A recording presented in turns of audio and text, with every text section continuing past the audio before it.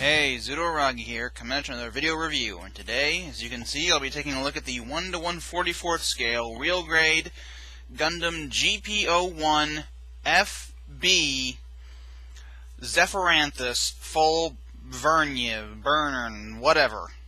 The space version of the Zephyranthes. That aside, here you can see the core fighter, just on its lonesome. Here's its size compared to a soda can. It is very, very tiny. Just get that out of the way. Moving right along, we'll go for the colors. As you can see, it's mainly white, but it also has a little bit of dark gray, a little bit of black, a little bit of blue, and some clear pieces. And inside the cockpit is mostly black as well. Now for the posability in the core fighter. To start things off simple, the cockpit hatch, this clear piece here, can open and reveal a fair bit of detail inside. These big engines can rotate, and that's about it for them. Yeah, the landing gear doesn't stay on quite as well as it should. These posts here can move up and down and in and out, though it's rather limited. These flaps can move in and out.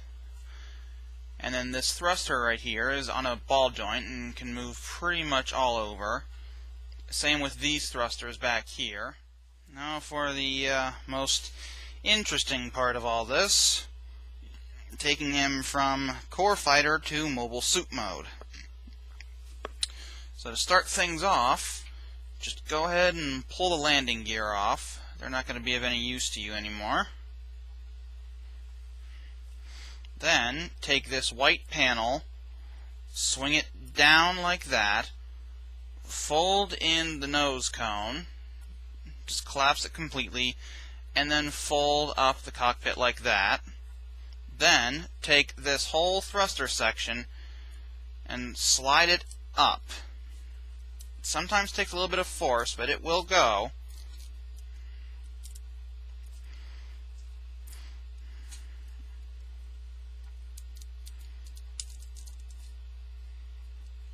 Just put that back down. Now you want to make sure that it's down enough that these slots will go over those tabs. But I actually missed a step. Before you do that, you want to take the beam sabers, swing them down, and then swing them around and up like that.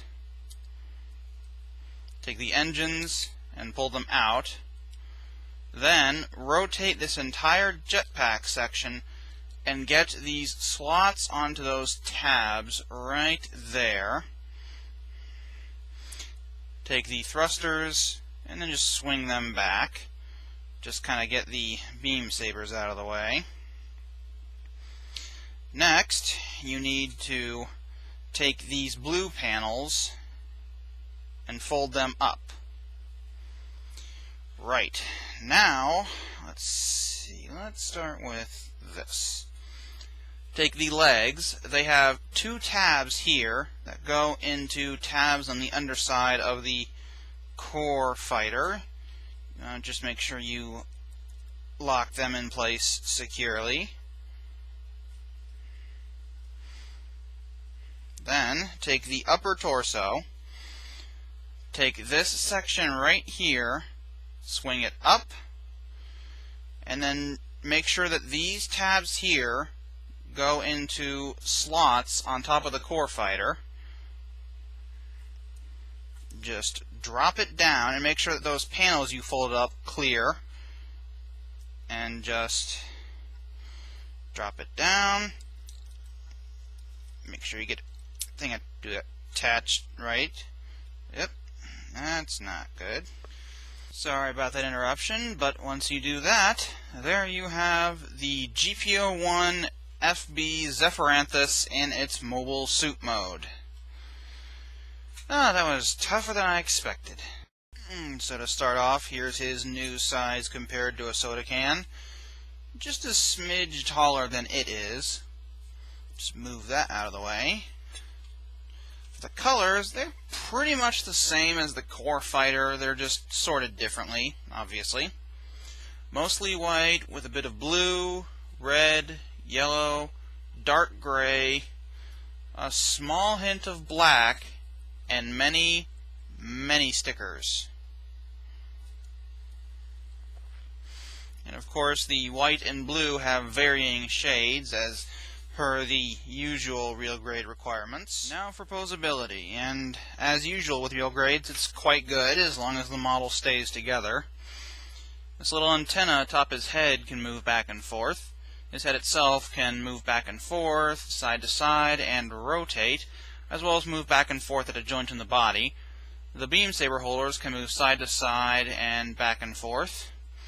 The arms can move back and forth and up and down at the body. They can go all the way around. Shoulder armor can move up and down. These thruster panels here can move up and down. Arms can go out to the side that far. They can rotate all the way around at the bicep, provided nothing pops off. The arms can bend at 2 joints in the elbow and move that far. These huge thrusters can move up and down, in and out, rotate. These ball joint thrusters, just like before, can move all the way around. These flaps can move up and down. The cockpit can open, though it's a little tricky to do it. For starters, this individual panel can open, which reveals the cockpit inside, though the cockpit inside can also open to give you a better view inside. The actual body can tilt back and forth, side to side, and rotate at the waist. Front skirts can move up that far. Side skirts can move in and out and rotate a bit. Back skirts are individually articulated.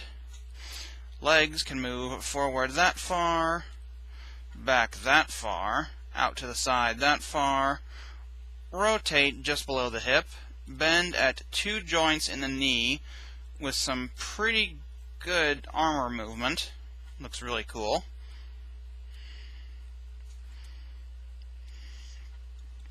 This panel can move up and down, and the thruster can move up and down.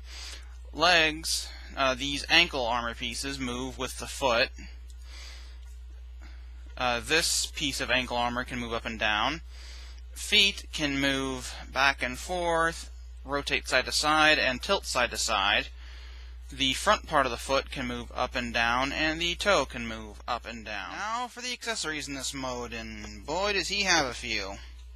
So to start things off, he's got the beam sabers that are already on him, but he can't hold them too well since there aren't any tabs on them. So instead, he comes with a second pair of beam saber handles that have large tabs on them for him to hold. And of course he comes with 2 long translucent pink beams. Almost said transclearant. I've been watching Certain Someone too much. Peg here, port there. Peg goes into the port. And then, of course, getting him to hold it isn't too difficult. Just get the arm up, open up the hand, and yes, I forgot to mention that the hands can move and the fingers can open. Tab on there, slot in there, tab into slot, and then just close his hand around it. Nice and easy. And these beam saber handles can also store up there just like the other ones. He's also got several pairs of alternate hands, closed fists, a trigger finger hand, and then this hand with a handle attached, which I will explain later. The next accessory is his beam rifle, which is mostly just a piece of dark gray plastic with a clear scope. This piece can move like that, and this piece can move like that. It comes with several magazines, or clips, I'm not sure what the actual term is, and you can put one on the gun, just take these tabs, put it over that piece back there. Now, of course, it can go into his hand quite easy with the slot in his hand, just like that. Or you can use the trigger finger hand I mentioned. Just take the fingers off, pop the tab into his hand, and then put the fingers back on, just like that. And of course, getting it into his body isn't terribly difficult. Just take the existing hand out of the ball joint, and then pop the new one in. Nice and easy like that. Oh, and the beam rifle also comes with this bent clear piece, which goes in there and becomes a sort of bayonet. He also has a shield, which you can see right here. Mostly white with a bit of blue and dark gray on the back. This doesn't move, but this piece slides up and down. And the extra clips can also store on it. Okay, you're supposed to take this piece and put it on there. I haven't touched this model in a while. And then just put the handle back on. Of course, it can go on in various positions, like that, or even that. Of course, there's also that hand I mentioned before, which goes on like that, and it just allows him to hold it facing forward. Getting him to equip it isn't terribly difficult. Just take this piece right here and swing it down. He's got a port in the back of his arm. Just put the peg into the port. You probably want to get the hand open so you can get the handlebar of the shield in there.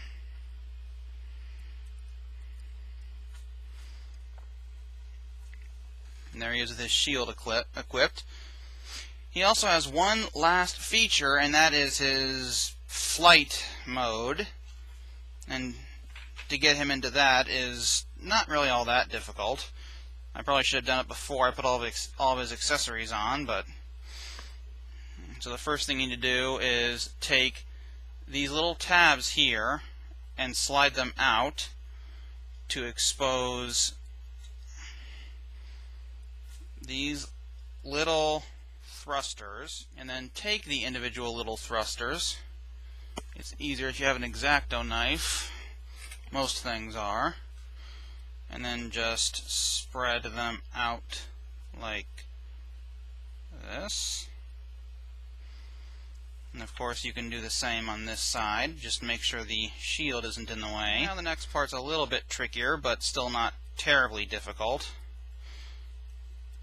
You actually have to pull him and the core fighter out of the main body.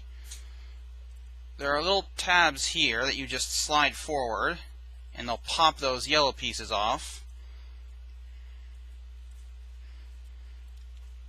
and expose more thrusters. And just pop that back on. And there you have him in his high maneuverability mode, is what I believe it was called in the actual series. But with that, I finish up my review of the 1 to 1/44 scale real grade GP-01 Gundam Zephyranthes. So until next time, bye-bye.